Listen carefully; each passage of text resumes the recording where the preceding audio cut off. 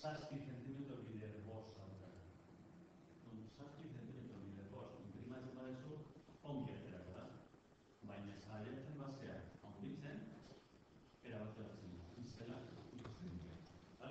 Orduan, ez da gauza bera, argazki bat, pantailan erabiltzeko edo imprimatzeko. Formatuak beraz, kontutan izan behar dugu. Originala mantentzeko, hemengoa TIFF formatua egokien izango da. Baina guri interneten jartzeko, zintzilikatzeko blog batean, edo web orrialde batean, erabiltu dugu JPG. Zeren hor ikusten diren argazkiak, ongi ikusten diren nezita konpresioa ondina izan. JPG, PDX, TIFF, GIF, BMP erabiltzen dira, baina guk normalena hau izan da, JPG.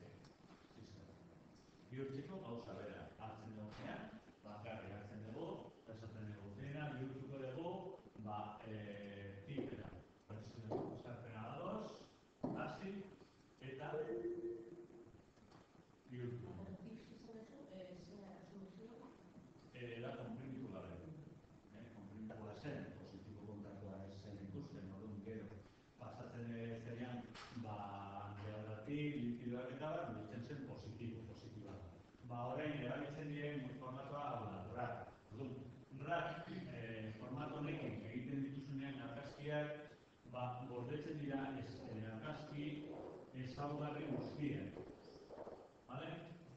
Eta guk manipulatzen dugunean, aldaketa batzuk egiten dugu, brillo gehiago, edo nahi eta hau bukatzeko gordetzen dugu.